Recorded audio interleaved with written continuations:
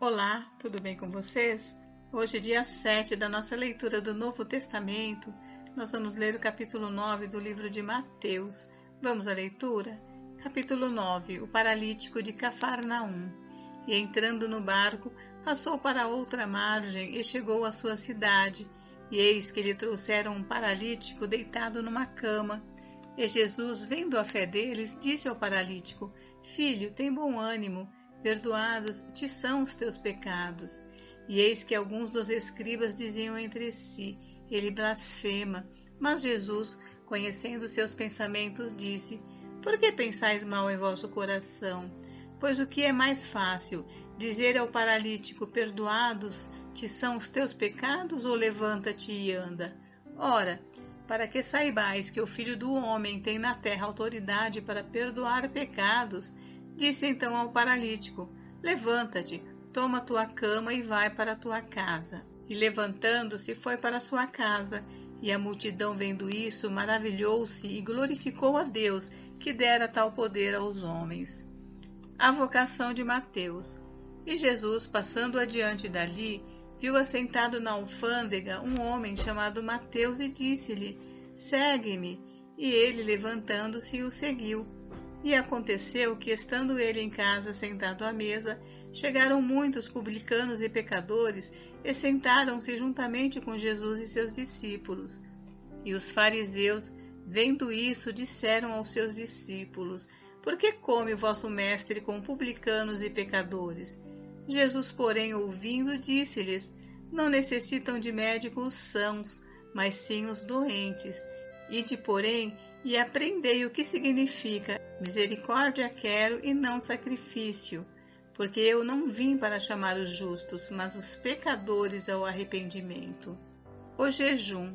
Então chegaram ao pé dele os discípulos de João, dizendo: Por que jejuamos nós e os fariseus muitas vezes, e os teus discípulos não jejuam? E disse-lhes Jesus: Podem porventura andar tristes os filhos das bodas, enquanto o esposo está com eles?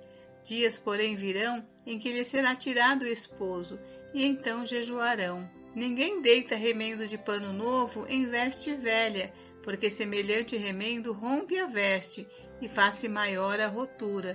Nem se deita vinho novo em odres velhos, aliás, rompem-se os odres, e entorna-se o vinho, e os odres estragam-se. Mas deita-se vinho novo em odres novos, e assim ambos se conservam. A cura da mulher que tinha um fluxo de sangue. Dizendo-lhes ele estas coisas, eis que chegou um chefe e o adorou, dizendo: Minha filha faleceu agora mesmo, mas vem, impõe-lhe a tua mão e ela viverá. E Jesus, levantando-se, seguiu-o e os seus discípulos também. E eis que uma mulher, que havia já 12 anos padecia de um fluxo de sangue, chegando por detrás dele, tocou a orla da sua veste, porque dizia consigo: Se eu tão somente tocar a sua veste, ficarei sã. E Jesus, voltando-se e vendo-a, disse: Tem ânimo, filha, a tua fé te salvou.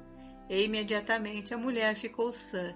E Jesus, chegando à casa daquele chefe e vendo os instrumentistas e o povo em alvoroço, disse-lhes: Retirai-vos, que a menina não está morta, mas dorme.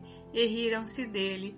E logo que o povo foi posto fora, entrou Jesus e pegou-lhe na mão, e a menina levantou-se.